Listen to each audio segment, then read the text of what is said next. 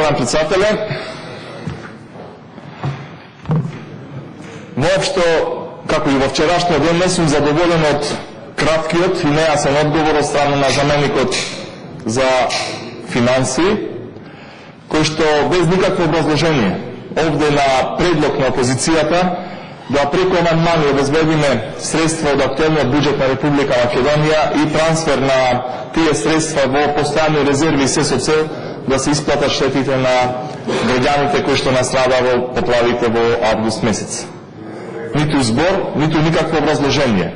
Едноставно кажано, амандманот не се прифаќа. Еве се поставува прашањето: кои се причините и зошто овој амандман не се прифаќа од страна на Министерството за финансии? Во која насока да ја развиваме дебатот и дискусијата? Воопшто не слушаме никакви аргументи или контрааргументи од страна на Министерството.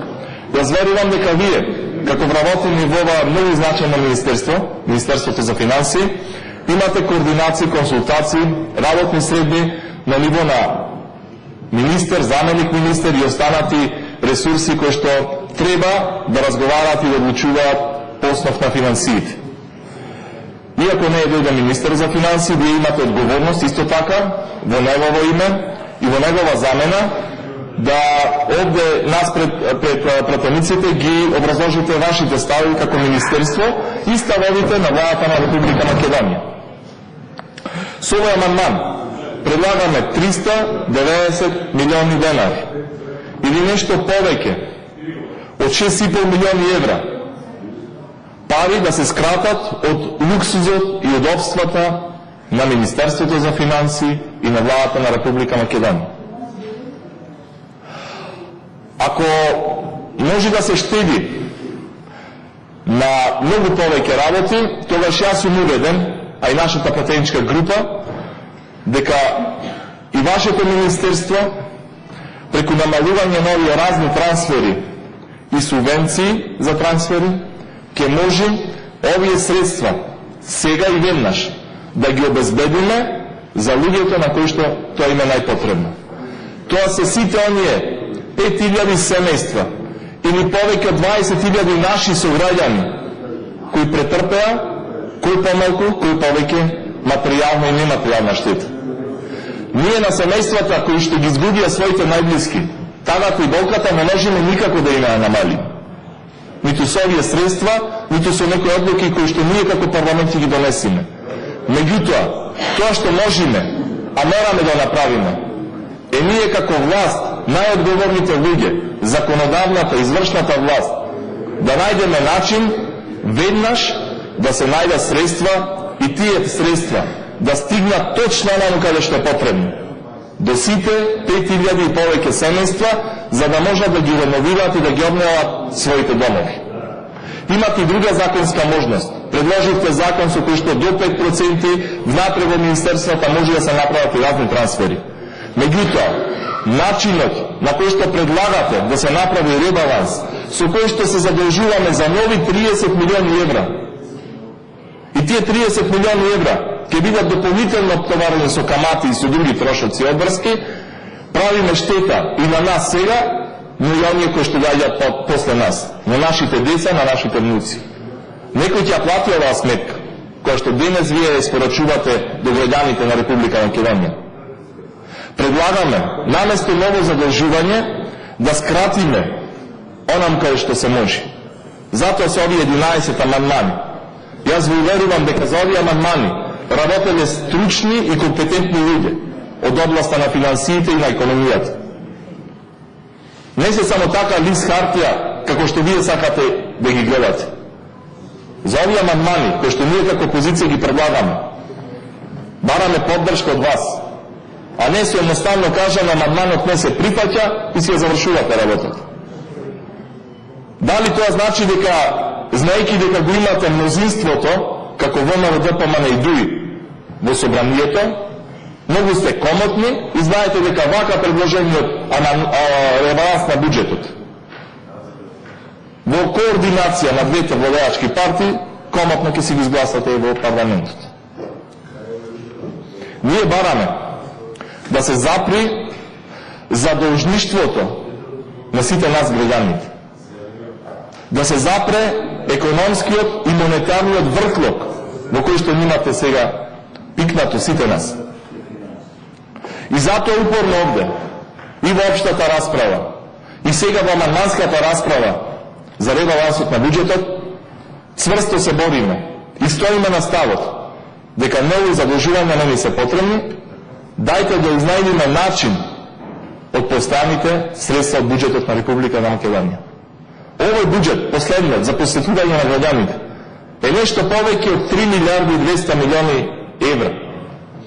И сега се поставува прашањето дали ние како држава, како политичари, како луѓе кои што носиме општествена одговорност, сме спремни да најдеме 36 милиони евра да ги обештетиме оние луѓе кои што денес немаат кров над главата, чии што деца почнаа на училиште, а нема каде да учат и каде да се образуваат. Јас убеден сум дека ако сакаме, сите заедно можеме.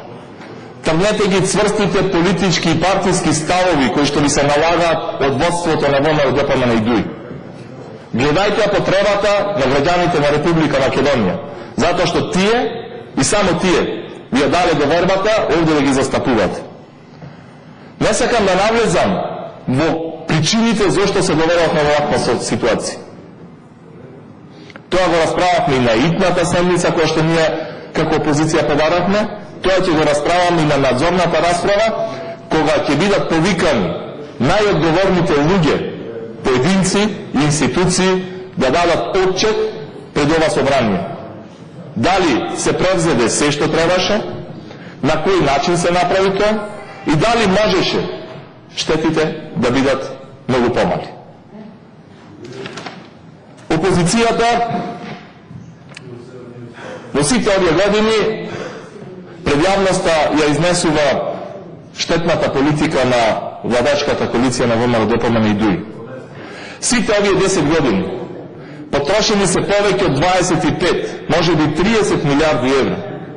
И ние денес расправаме за уште едно ново задолжување од 30 милиони евра. Зошто? Затоа што не сакате да се скратите од себе си, од владата, од министерствата и од сите оние државни институции. Скратете ја аздисаноста на трошењето на непродуктивност. Тоа го бараме. Тоа го бараме од вас, како носители на извршната власт. Не сакаме повторно и повторно да објавувате повик за кредитирање, да објавувате нови евроврзници, со што долгот на државата го надминавте повеќе од 50% од бруто домашниот производ. Економистите и стручната јавност одобруваат задолжување и кредити и евроврзници, ама тие средства да бидат искористени наменски за потребите на сите граѓани, за општествено добро, а не за покривање на дупки во финансиите, за објавување на тендери, за добивање на провизии. Треба да направиме превентива, а не од која ќе се склучи проблемот, тоаш да изнайдуваме решение. Јас и потполно не сум сигурен дали сите овие средства кои што ќе бидат повлечени, ќе бидат наменски потрошени точно за семејствата кои што трпат штета. И овој мој сон беше оправдан, затоа што на 4 февруари минатата година имаше поплави во Битово и во Битолско и во Пелагони. Повеќе од 70% од луѓето денес, после година и половина, не се обештетени. Ниту за земјоделското производство, ниту за домовите, ниту економските субјекти кои што побарале оштет. И сега како да ви веруваме? Сега скоро, повторно со позајмување, беа исплатени штетите од минатата година во Тетовско, во Шипковици и околните населени места. После една година.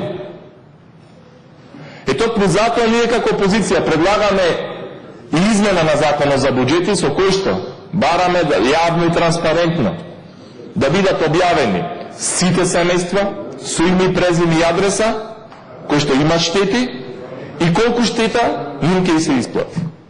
Мораме да видиме контрола на трошењето на парите на граѓаните. И затоа, сосема на крај, заменик министер, доколку имате можност, направете поддршка на овие амандмани, затоа што тоа не го правите само за себе или за мен, ќе го направите за сите граѓани на Република Македонија. Но истовремено очекувам и поддршката од пратениците од владачкото мнозинство на ВМРО-ДПМН и ДУИ.